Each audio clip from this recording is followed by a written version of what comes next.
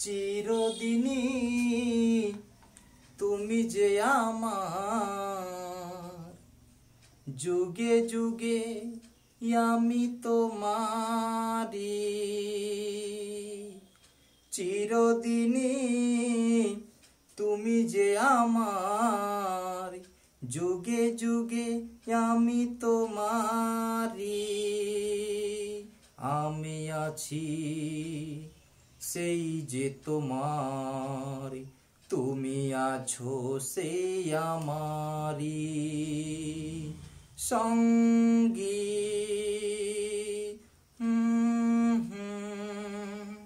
সঙ্গী আমরা মোর সঙ্গী,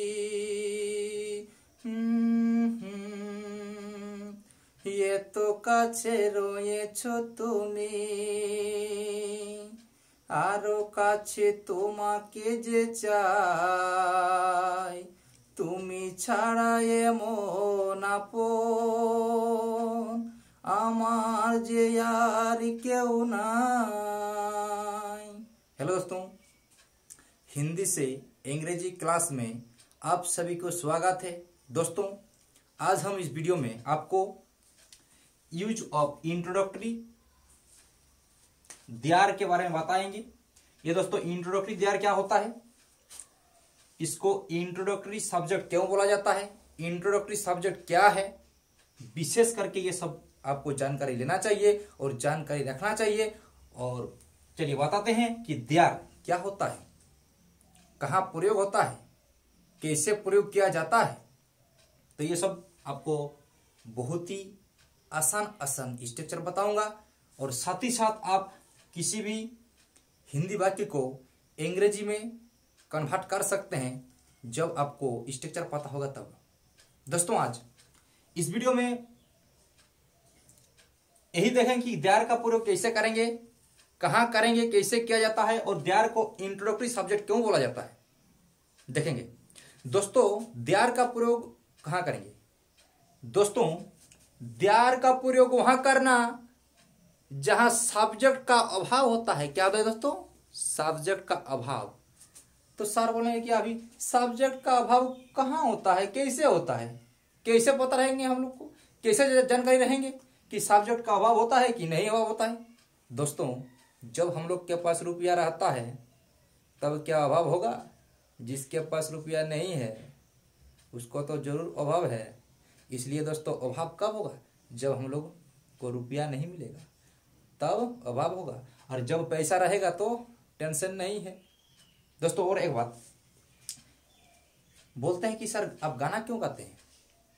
तो भाई, हम आपको एक बात बोलना चाहूंगा कि कहीं भी पढ़िए, अच्छा से पढ़िए। और एक बात, पढ़ाई हमेशा इंटरेस्टिंग में करना चाहिए, टेंशन में नहीं। इसलिए हम सोचते हैं कि कोई भी पढ़ें, कोई भी वीडियो को देखें तो इंटरेस्टिंग में पढ़िए और इंटरेस्टिंग में जानिए कि क्या होता है। और इंटरेस्टिंग के साथ पढ़िएगा तभी दिमाग काम करेगा, अदरवाइज नहीं करेगा। इसीलिए गाना गाते हैं, इंटरेस्टिंग के साथ पढ़िए। ऐसा नहीं कि पढ़ाई लगाओ, मन पढ़ाई लगाओ, पढ़ाई भी करो और गाना भी गाओ, सब कुछ करना चाहिए। इसीलिए हम बोलना चाहेंगे कि इंटरेस्टिंग में पढ़िए, इंटरेस्टिंग में पढ़िए, इंटरेस्टिंग में पढ़िए। टेंशन लेकर पढ़िएगा तो याद नहीं रहेगा और समझ में भी नहीं आएगा। जब आपको समझ में आ जाएंगे तब पढ़ने का आपको बिल्कुल रुचि हो जाएगा और पढ़ने का आपको बहुत मन करेगा। जब आपको समझ में आएगा, जब आप समझ पाएंगे। इसीलिए दोस्तों, आप ऐसा मत सोचिए कि सर गाना गाते हैं। हम इंटरेस्टिंग में पढ़ाना जानते हैं और इंटरेस्टिंग में पढ़े हैं। इसलिए हम ये बताना चाहते हैं सबको कि इंटरेस्टिंग में पढ़िए, कैसा पढ़ा जाता है देखिए। इसलिए दोस्तों, अभी से, आज से इंटरेस्टिंग में पढ़ने का कोशिश कीजिए, इंटरेस्टिंग में पढ़ने का प्रयास कीजिए। ये मत सोचिए कि गाना गा रहे हैं, गाना तो होते रहेगा, इंटरेस्टिंग में पढ़ना है भाई, ऐसे नहीं होगा। चलिए, तो देखिए कि देयर जो होता है, देयर का प्रयोग कहाँ करेंगे, कैसे करेंगे, क्यों किया जाता है देयर का प्रयोग, चलिए इसके बारे में विस्तार से हम लोग जानने का प्रयास करते हैं। दोस्तों, यूज ऑफ इंट्रोडक्टरी सब्जेक्ट क्या होता है, देयर, यानी देयर हमारा क्या है, बिल्कुल सब्जेक्ट है, क्या है, सब्जेक्ट है। तो दोस्तों ये देयर का प्रयोग कहां करेंगे, जहां सब्जेक्ट का अभाव होगा, मतलब सब्जेक्ट नहीं रहेगा। तो सर बताइए कि सेंटेंस में सब्जेक्ट कैसे रहेगा और कैसे हम लोग पहचानेंगे कि सब्जेक्ट नहीं है। जब सब्जेक्ट नहीं रहेगा तभी तो देयर का प्रयोग करना है, तो कैसे जानेंगे।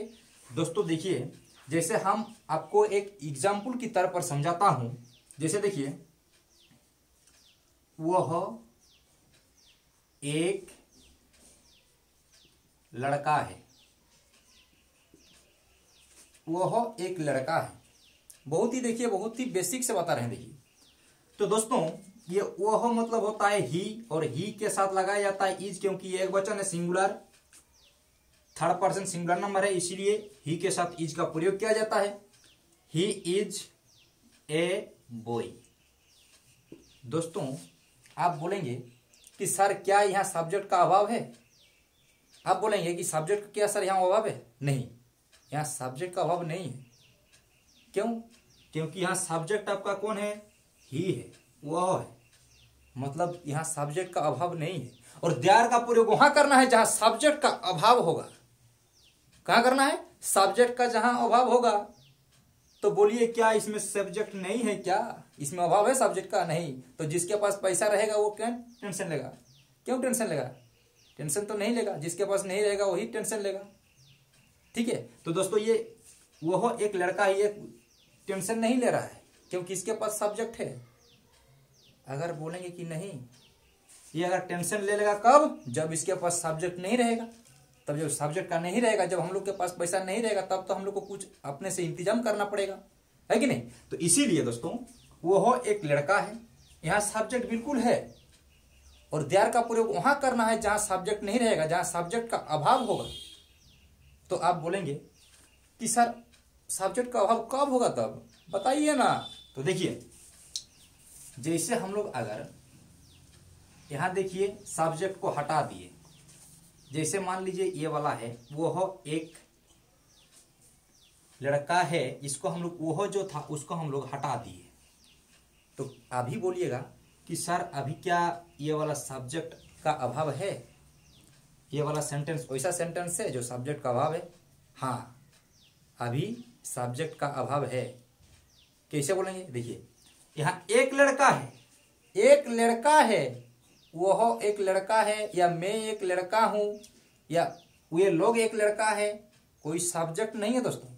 अगर सब्जेक्ट रहता तो हम लोग यहां लिख देते, लेकिन यहां सब्जेक्ट नहीं है, या सब्जेक्ट का अभाव है, इसके पास सब्जेक्ट नहीं है। तो ऐसे स्थिति में आप सब्जेक्ट को देयर लगा सकते हैं, और इसी को इंट्रोडक्टरी कहा जाता है, इंट्रोडक्टरी सब्जेक्ट कहा जाता है। क्या बोला जाता है, इंट्रोडक्टरी सब्जेक्ट। कब बोलेंगे और कब यूज होगा, जब किसी वाक्य में, जब किसी सेंटेंस में सब्जेक्ट का अभाव हो, तो आप कर दीजिएगा देयर का प्रयोग, कर दीजिएगा, क्या देयर का प्रयोग कर दीजिएगा। तो अभी बोलिए, जैसे एक है तो ए लगाइए, लड़का है तो बॉय लगाइए, और है तो इज लगाइए। दोस्तों ऐसा करने से ये बिल्कुल हमारा रंग होगा, गलत होगा, गलत होगा। ओके, इसीलिए ऐसे स्थिति में दोस्तों देयर का प्रयोग करना चाहिए, और इसी को कहा जाता है इंट्रोडक्टरी सब्जेक्ट। यहाँ क्योंकि सब्जेक्ट का अभाव है, अगर सब्जेक्ट का अभाव नहीं होता तो हम लोग कुछ टेंशन नहीं लेते और देयर का भी प्रयोग नहीं करते। लेकिन चूंकि यहाँ सब्जेक्ट का अभाव है, सब्जेक्ट का अभाव होने के कारण हम लोग यहाँ देयर का प्रयोग करेंगे, और इसीलिए इसको कहा जाता है इंट्रोडक्टरी सब्जेक्ट। समझ में आया होगा। चलिए एग्जाम्पल की तरफ बताते हैं, और बहुत सारा एग्जाम्पल भी आपके सामने मौजूद करवाऊंगा। देखिए तो दोस्तों, जैसे देखिए यहाँ सब्जेक्ट का अभाव है, तो दोस्तों ऐसे स्थिति में आपको क्या करना है, यहाँ देयर लगाना है। कब लगाना है, जब सब्जेक्ट नहीं रहेगा, तब सब्जेक्ट का अभाव होगा तब। तो देयर लगाइए, देयर के बाद इज लगाइए, उसके बाद ए, उसके बाद लगाइए बॉय। ये आपका राइट होगा। लेकिन इसके लिए आप अगर इज ए बॉय करते हैं या ए बॉय इज करते हैं तो ये बिल्कुल हमारा गलत होगा, गलत होगा। ओके, तो दोस्तों आपको समझ में आ गया होगा कि देयर का प्रयोग कहां करना है, देयर का प्रयोग वहां करना है जहां सब्जेक्ट का अभाव होगा। ओके, चलिए देखिए, लेकिन और एक चीज आपको विशेष ध्यान रखना पड़ेगा।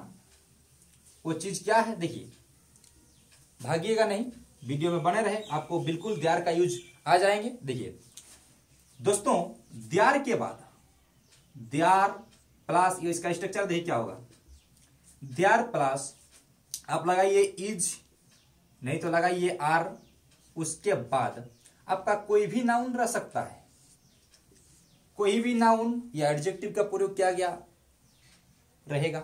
तो ऐसे स्थिति में दोस्तों आप बोलेंगे कि सर अभी इज और आर जो है, क्या दोनों का प्रयोग एक साथ करना है? नहीं, इज का प्रयोग एकवचन के लिए करेंगे, आर का प्रयोग बहुवचन के लिए करेंगे।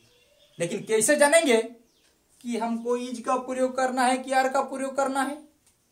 तो दोस्तों बिल्कुल टेंशन मत लीजिए, सब बताऊंगा धीरे धीरे। देखिए, आप वीडियो में बने रहिए, देखिए भागिएगा नहीं। जैसे देखिए, ये देयर है दोस्तों, देयर के बाद इज और जो आर है, इसके चुनाव पर आपको विशेष ध्यान देना है। देयर के बाद इज और आर लगाना है, लेकिन देयर के बाद जो इज और आर लगाना है, इसके ऊपर आपको बहुत ही विशेष ध्यान रखना है कि हम लोग इज का प्रयोग करेंगे कि आर का प्रयोग करेंगे। ओके, चलिए देखिए, तो दोस्तों उसके लिए आपको क्या करना पड़ेगा, जो नाउन दिया हुआ रहेगा उस नाउन के ऊपर वो डिपेंड करता है कि हम लोग इज का प्रयोग करेंगे कि आर का प्रयोग करेंगे। कैसे, देखिए दोस्तों, अगर नाउन आपका सिंगुलर नंबर में रहे या सिंगुलर नाउन में रहे, मतलब एक वचन में, तो आप प्रयोग कर दीजिएगा इज का। अगर बहुवचन में रहे तो प्रयोग कर दीजिएगा आर का। बताएंगे, चलिए एग्जाम्पल की तरफ पर। तो दोस्तों ये आपका एफर्मेटिव सेंटेंस हुआ। क्या हुआ? Affirmative sentence. दोस्तों अभी आप बोलेंगे कि एफर्मेटिव सेंटेंस क्या होता है? दोस्तों जिस सेंटेंस में नॉट का प्रयोग ना हो उसे एफर्मेटिव सेंटेंस कहा जाता है। क्या आपको यहां इस सेंटेंस में कहीं भी नॉट दिख रहा है या नो दिख रहा है? नहीं दिख रहा है दोस्तों। इसीलिए एफर्मेटिव सेंटेंस उसे बोलेंगे जिस सेंटेंस में नॉट का प्रयोग नहीं रहेगा। तो सर बताइए, अगर किसी सेंटेंस में नॉट का प्रयोग रहेगा तो उसको क्या बोला जाएगा? अरे भाई टेंशन मत लो ना।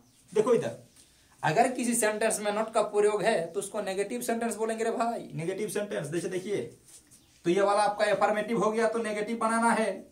तो नेगेटिव बनाने के लिए आपको क्या करना पड़ेगा? नॉट जोड़ना पड़ेगा। लेकिन एक चीज आपको विशेष ध्यान रखना है कि जब हम लोग नॉट का प्रयोग करेंगे तो एक्सुअली वर्ब के साथ करेंगे, हेल्पिंग वर्ब के साथ ही करेंगे, दूसरा किसी के साथ नहीं किया जाता है। दोस्तों आपको यह ध्यान देना है कि जब भी हम नेगेटिव बनाना चाहते हैं किसी भी सेंटेंस को, तो जब भी हम नेगेटिव बनाएंगे तो एक्सुअली वर्ब के साथ ही लगाएंगे नॉट। अगर हम लोग दूसरा किसी अगले या पीछे लगा देते हैं, आगे या पीछे लगा देते हैं, तो गलत होगा हमारा। इसलिए आपको यह विशेष ध्यान रखना है कि नाउन आपका अगर बहुवचन है तो आपको आर का प्रयोग करना है, नाउन आपका एक वचन है तो इज का प्रयोग करना है, और नेगेटिव बनाने के लिए आपको इज और आर यानी एक्सुअली वर्ब के बाद नॉट का प्रयोग करना है। ओके, नेगेटिव सेंटेंस आ गया आपको, चाहिए लिखिए। तो दोस्तों क्या करना है, अगर नेगेटिव सेंटेंस बनाना है तो क्या लगाइए? देयर लगाइए। उसके बाद एक्सुअली वर्ब क्या है? इज और आर है। उसके बाद आपको नेगेटिव बनाना है तो लगाइए नॉट। उसके बाद जो नाउन एडजेक्टिव रहेगा वो लास्ट में बिल्कुल रहेगा। यही होता है आपका नेगेटिव स्ट्रक्चर। ओके, तो सर आप बताइए, ये तो एफर्मेटिव और नेगेटिव सेंटेंस दोनों हो गया, तो अभी इंट्रोगेटिव सेंटेंस कैसे बनाएंगे? तो देखिए इंट्रोगेटिव सेंटेंस कैसे बनाएंगे, INT यानी इंट्रोगेटिव सेंटेंस। दोस्तों इंट्रोगेटिव सेंटेंस जो होता है प्रश्नसूचक वाक्य, प्रश्नसूचक वाक्य यानी जिस वाक्य में प्रश्न पूछा जाता है उसे प्रश्नसूचक वाक्य कहते हैं, इंट्रोगेटिव सेंटेंस बोलते हैं। An interrogative sentence asks questions. तो दोस्तों आप बोलेंगे कि इंट्रोगेटिव सेंटेंस कैसे बनाएंगे? तो देखिए आपको एक साधारण चीज बता रहे हैं, जैसे जो इज और आर है, जो एक्सुअली वर्ब रहेगा इंट्रोगेटिव सेंटेंस बनाने के लिए आपको सबसे पहले एक्सुअली वर्ब लगाना पड़ेगा, मतलब देयर के पहले ही लगाना पड़ेगा, सब्जेक्ट के पहले ही लगाना पड़ेगा। इसलिए आपको इंट्रोगेटिव बनाने के लिए जो इज आर दिया हुआ रहेगा तो सबसे पहले इज को लाएंगे, उसके बाद अगर बहुवचन रहेगा तो आर को लाएंगे, एक वचन रहने से इज को, फिर आपका जो देयर रहेगा वो देयर रहेगा, फिर आपका जो नाउन या एडजेक्टिव रहेगा वो नाउन एडजेक्टिव रहेगा, लेकिन आपको एक विशेष ध्यान देना है कि ये लास्ट में क्वेश्चन मार्क जरूर लगाना है, क्योंकि बिना क्वेश्चन मार्क के इंट्रोगेटिव सेंटेंस का निर्माण कभी भी नहीं होगा। बस आप ये कर देते हैं, ऑक्सिलरी वर्ब ला देते हैं, सब्जेक्ट लिख देते हैं, जो कुछ भी है लिख देते हैं, और लास्ट में अगर क्वेश्चन मार्क प्रयोग नहीं करते हैं तो ये बिल्कुल हमारा गलत होगा।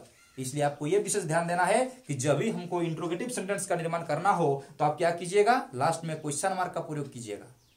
ओके, चलिए अभी एग्जाम्पल आपको बताता हूं। लेकिन दोस्तों इज और आर जो है प्रेजेंट टेंस है, लेकिन आप बोलेंगे कि अगर पास्ट टेंस में होगा तब क्या होगा, तो ये भी बताऊंगा, वीडियो में बने रहे। दोस्तों पास्ट टेंस में वाज और वेर का प्रयोग किया जाता है और प्रेजेंट टेंस में इज और आर का प्रयोग किया जाता है। लेकिन बोलेंगे कैसे हम लोग पहचानेंगे कि ये पास्ट टेंस का है या प्रेजेंट टेंस का है। दोस्तों आपको एक चीज विशेष ध्यान देना है कि अगर था थी थे रहता है, क्या रहता है, था थी थे, तो समझ जाना है कि पास्ट टेंस का है। कौन सा टेंस है, पास्ट टेंस का। और अगर है, हो, हूं, ये सब अगर रहता है तो आप समझ जाइए कि ये प्रेजेंट टेंस का है। कौन सा टेंस का, प्रेजेंट टेंस का। चलिए इतना तो आपको आ गया होगा। चलिए इसके बाद हम आपके सामने एग्जाम्पल लेकर आते हैं। चलिए देखिए, जैसे मान लीजिए एक लड़का है। देखिए एक लड़का है, तो दोस्तों देखिए यहां जरूर सब्जेक्ट का अभाव है, और सब्जेक्ट का अभाव है इसीलिए देयर का प्रयोग करना है। अगर सब्जेक्ट रहता तो उसको हम लोग देयर का प्रयोग नहीं करते। इसीलिए दोस्तों आपको विशेष ध्यान देना है कि यहाँ सब्जेक्ट का अभाव है क्या, नहीं है। क्या है, एक लड़का है, क्योंकि यहाँ कोई सब्जेक्ट है नहीं, इसलिए आपको देयर का प्रयोग करना है। और देखिए देयर लगाइए, तब देयर, और देयर के बाद आपको इज आर के चुनाव पर विशेष ध्यान देना है कि हाँ इज का प्रयोग होगा कि आर का प्रयोग होगा। तो कैसे पहचानेंगे दोस्तों, उसका जो नाउन दिया हुआ है उस नाउन को देखिए कि वो सिंगुलर में है या कि प्लुरल में है। अगर एक वचन में रहेगा तो इज का प्रयोग कर दीजिए, अगर बहुवचन में रहेगा तो आर का प्रयोग कर दीजिए। तो दोस्तों लड़का है, अगर लड़के रहता है, ऐसा लड़के होने से देखिए बहुवचन हो जाता, होने से हम लोग आर का प्रयोग करते। लेकिन यहाँ चूंकि लड़का है दोस्तों, और बोला है साथ में एक लड़का है, ज्यादा नहीं है। बहुवचन किसको बोलते हैं, जो एक से ज्यादा होगा। एक वचन किसको बोलते हैं, जो एक ही रहेगा। तो दोस्तों ऐसे स्थिति में आप इज का प्रयोग करना है, और एक का मतलब ए लगाना है, और लड़का का मतलब होता है बॉय। लगा दीजिए, आपका आंसर हो गया दोस्तों। लेकिन यही चीज अगर दूसरा टाइप का रहता है, जैसे देखिए एक लड़का था, एक लड़का था, तो दोस्तों एक लड़का था, देखिए दूसरा हमारा सेंटेंस जो है दोनों का क्या सेम है, पहला नंबर और दूसरा नंबर क्या सेम है। देखिए तो आप खुद देखिए, नहीं सेम नहीं है। सर बोलेंगे कैसे सेम नहीं है, देखिए यहां देखिए लास्ट में है, और इसमें देखिए लास्ट में था है, मतलब अलग है। मतलब ये पास्ट टेंस में दिया गया है और ये प्रेजेंट टेंस में था, मतलब पास्ट टेंस में रहेगा तो कैसे बनाएंगे सर तब। अरे भाई टेंशन मत लो। देखिए तो देखिए यहाँ भी सब्जेक्ट का अभाव तो दोस्तों है, इसलिए लगाइए देयर। उसके बाद आपको ये विशेष ध्यान देना है कि यहाँ चूंकि था है इसलिए आपको लगाना है वाज, चूंकि एक वचन है इसलिए वाज का प्रयोग किया जाता है, बहुवचन रहने से वेयर का प्रयोग करते। तो यहाँ देयर वाज, उसके बाद एक, उसके बाद बॉय। देखिए दोस्तों बहुत ही आसान है दोस्तों, जब आपको पूरा पूरी समझ में आ जाएगा तो आप तुरंत पढ़ने बैठ जाएंगे और पढ़ने का मन करेगा। इसलिए हमेशा इंटरेस्टिंग में पढ़िए, टेंशन में मत पढ़िए, ठीक है। जब टेंशन रहेगा तो पढ़ाई उड़ाई कुछ नहीं कीजिए, बैठे रहिए, शांत रहिए। जब आपको इंटरेस्टिंग लगेगा दोस्तों, इंटरेस्टिंग कब लगता है दोस्तों, इंटरेस्टिंग तभी लगता है जब हमको कुछ भी चीज हो समझ में अच्छा से आता है। अगर समझ में ही नहीं आएंगे तो पढ़ने का कोई मन नहीं करेगा, कुछ नहीं मन करेगा। इसलिए दोस्तों समझने का प्रयास कीजिए और इंटरेस्टिंग में रहिए। मेरे जैसा हम इंटरेस्टिंग में रहते हैं तो आप भी इंटरेस्टिंग में रहिए और पढ़िए, तभी जाके आप आगे कुछ कर पाएंगे। देखिए तो देयर वाज ए बॉय, तो ये हमारा सही है दोस्तों। इसको अगर आप बोलेंगे कि नेगेटिव इंट्रोगेटिव कैसे बनाएंगे, तो स्ट्रक्चर को आप बता दिए, स्ट्रक्चर तो आप बता दिए आपको। चलिए स्ट्रक्चर कैसे बताइए आप। इसको अगर नेगेटिव बनाना है, जैसे देखिए यहां रहेगा एक लड़का नहीं है, कैसा रहेगा देखो,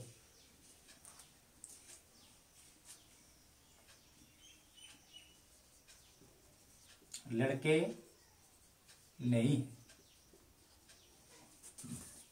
लड़के नहीं है। तो दोस्तों यहाँ सब्जेक्ट का ऑब्वियसली लगाना पड़ेगा सबसे पहले देयर। तो दोस्तों यहाँ बताइए आप, क्या देयर के बाद यहाँ क्या इज लगेगा? नहीं दोस्तों इज नहीं लगेगा। क्यों नहीं लगेगा? क्योंकि इसका जो नाउन है ये बहुवचन में है, तो जब बहुवचन दिया हुआ रहेगा तो क्रिया भी बहुवचन का ही प्रयोग करना है, एक वचन का नहीं करना है। इसीलिए यहाँ प्रयोग कीजिएगा आर का, और यहाँ नहीं बोल रहे हैं इसे लगाइएगा नॉट का। उसके बाद देखिए लगाइएगा बॉयज, क्योंकि बॉय होने से एक वचन हो जाता है दोस्तों, होने से हम लोग तो यहाँ इज का ही प्रयोग करते हैं, लेकिन यहाँ बहुवचन, चूंकि यहाँ इसको भी बहुवचन करना पड़ेगा। ठीक है, चलिए उसके बाद देखिए, जैसे वहां 4 लड़के थे, वहां 4 लड़के थे। ओके, वहां 4 लड़के थे दोस्तों, लगाइए देयर, उसके बाद आर लगाइएगा, क्योंकि यहां तो इज का प्रयोग होगा ही नहीं, क्योंकि 4 लड़के की बात हुआ है। अगर एक लड़का की बात होता तो हम लोग लगाते इज, लेकिन चूंकि यहाँ 4 लड़के की बात हुआ है, मतलब एक से अधिक हुआ है, मतलब बहुवचन दोस्तों है, प्लूरल नाउन है, इसीलिए देयर प्रयोग कीजिए। उसके बाद आर लगाइए। उसके बाद बोला गया है 4 लड़के हैं, मतलब कितना, FOUR, 4 बॉयज, और दोस्तों वहां का मतलब होता है देयर। ये देखिए आपका आंसर। देखिए दोस्तों बहुत ही आसान है, जब आपको समझ में आ जाएंगे तो कुछ टेंशन नहीं है। तो दोस्तों हम इस वीडियो में आपको कुछ एग्जाम्पल देता हूं, आप खुद से बनाइएगा। चलिए, तो दोस्तों देखिए पहला नंबर पानी है। क्या पानी है? बिल्कुल छोटा छोटा है, बिल्कुल छोटा छोटा है। देखिए जो बताए, जिसमें जो स्ट्रक्चर हम बताए उसी प्रकार है, उसी प्रकार आपको बनाना है। गाय नहीं है, पानी नहीं था, वहां आम नहीं है, एक लड़की थी, एक बच्चा था, एक विद्यार्थी है। दोस्तों वीडियो को रोककर आप इससे बनाने का प्रयास कीजिए। तो दोस्तों मुझे उम्मीद है कि ऐसा आपने क्या होगा। चलिए देखिए, जैसे देखिए पानी है दोस्तों, यहां देखिए सब्जेक्ट कुछ और नहीं है, तो ऐसे स्थिति में दोस्तों देयर का प्रयोग करना। तो देखिए देयर, उसके बाद लगाइए इज, उसके बाद वाटर, उसके बाद देखिए क्या पानी है, देखिए इंट्रोगेटिव सेंटेंस है, मतलब सबसे पहले आपको लाना है इज, देयर, उसके बाद वाटर, और दोस्तों लास्ट में लगाना है आपको क्वेश्चन मार्क। गाय नहीं है तो क्या होगा, नेगेटिव सेंटेंस है, देयर इज नॉट काउ। दोस्तों आप बोलेंगे कि सर ये बताइए कि देयर इज नॉट काउ मतलब गाय नहीं है, देयर इज नॉट काउ, क्या नॉट के बदले नो क्या हम लोग नहीं लिख सकते हैं? दोस्तों बिल्कुल लिख सकते हैं, बिल्कुल लिख सकते हैं, लेकिन इसका एक बहुत ही अच्छा कॉन्सेप्ट है, बहुत ही अच्छा कंडीशन है। अगर कोई आर्टिकल रहता है, मतलब आर्टिकल किसे बोलेंगे, a an the is called article. There are 2 types of article, definite article और इनडिफिनाइट आर्टिकल। दोस्तों देखिए आपको थोड़ा सा बता दे रहे हैं इस वीडियो में, फिर उसका एक अलग से वीडियो बनेगा। दोस्तों क्या आप नॉट के बदले नो का प्रयोग नहीं कर सकते हैं? क्या नो के बदले नॉट का प्रयोग नहीं कर सकते हैं? बिल्कुल कर सकते हैं, बिल्कुल कर सकते हैं। यहां अगर हम लोग नो भी लगा देते हैं तो भी गलत नहीं होगा, लेकिन इसका एक बहुत ही अच्छा कंसेप्ट है, बहुत ही अच्छा कंडीशन है। देखिए जैसे कोई आर्टिकल रहेगा ए एन और the, okay, a an the, और कोई संख्यात्मक सूचक शब्द रहे दोस्तों, ये संख्यात्मक सूचक शब्द क्या होता है, मतलब नंबर, जैसे 1 2 3 4, तो ये सब अगर रहता है तो आपको प्रयोग करना है नॉट का, और अगर ये सब नहीं रहता है तो आपको प्रयोग कर देना है नो का। तो बोलिएगा कि यहां तो सर इसमें से कोई भी नहीं है तो क्यों नोट का प्रयोग किए? अरे भाई आप यहां नोट नो भी प्रयोग कर सकते हैं, दिक्कत नहीं है, लेकिन इसके ये वाला बहुत ही अच्छा कॉन्सेप्ट है और बहुत ही अच्छा ये नियम कहता है कि अगर आर्टिकल रहता है या 1 2 3 4 5 6 में से कोई भी रहता है तो आप लगाइए नॉट, और नहीं तो लगाइए नो। तो दोस्तों यहाँ नो का भी प्रयोग कर सकते हैं, दिक्कत नहीं है, लेकिन ये साधारण सेंटेंस है, हल्का सेंटेंस है, इसलिए हम लोग नॉट का प्रयोग कर सकते हैं, नहीं तो नो भी लगा सकते हैं, दिक्कत नहीं है कुछ भी। चलिए उसके बाद देखिए पानी नहीं था, तो दोस्तों था है मतलब ये पास्ट टेंस का है, तो क्या होगा बोलिए, देयर वाज नो वाटर। चलिए ये वाला नो लिख दिए, चलिए नॉट वाटर भी लिख सकते हैं। चलिए देखिए वहां आम नहीं है मतलब प्रेजेंट टेंस में है दोस्तों, लगाइए there was not mango there. एक लड़की थी, देयर वाज ए गर्ल। एक बच्चा था, देयर वाज ए चाइल्ड, एक विद्यार्थी है। तो देखिए देयर इज ए स्टूडेंट। दोस्तों आपको ये कंफ्यूज करा दिए हैं और आपको लगा भी कि ये कभी भी इज का प्रयोग कभी वाज का प्रयोग, ऐसे क्यों लग रहा है? क्योंकि देखिएगा लास्ट में था है इसलिए यहाँ वाज का प्रयोग है, यहाँ थी है इसलिए, क्योंकि ये पास्ट टेंस में। और हमेशा याद रखना कि पास्ट टेंस में वाज और वेयर का प्रयोग किया जाता है और प्रेजेंट टेंस में एम का प्रयोग किया जाता है। ठीक है, चलिए तो दोस्तों मुझे उम्मीद है कि आपको ये वीडियो अच्छा लगा है। अगर अच्छा लगा है तो एक लाइक कर दीजिएगा और अगर नए हैं तो चैनल को सब्सक्राइब करिएगा और साथ में नोटिफिकेशन को ऑल में रखिएगा। इस प्रकार का हम वीडियो अपलोड करते रहते हैं। अगर अच्छा लगा है तो एक लाइक कर दीजिएगा। Thank you, best of luck.